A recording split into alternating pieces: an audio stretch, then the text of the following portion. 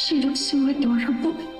Look at that cute little heart-shaped birthmark. Naaalala ko sa kanya si Angela.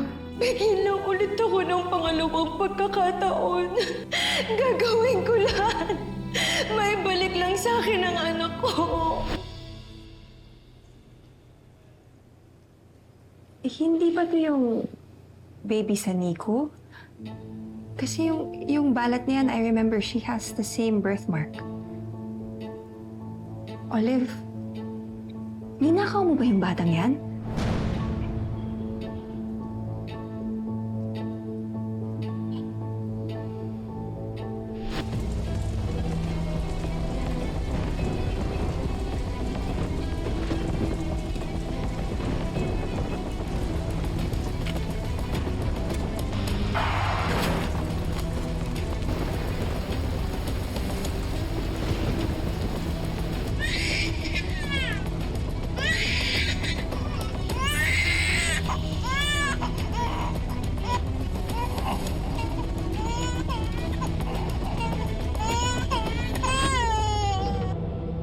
Olive, are you out of your mind?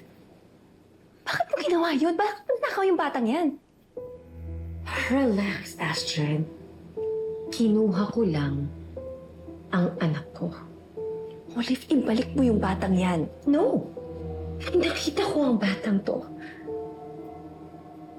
Naramdaman ko si baby Angela sa kanya. Angela? Maria Angela, your daughter? Yes! Pareho sila ng ngiti, ng tawa, ng iyak. Even the way she holds my finger. Very Maria Angela. Olive, ano pinagsasabi mo? Naniniwala ako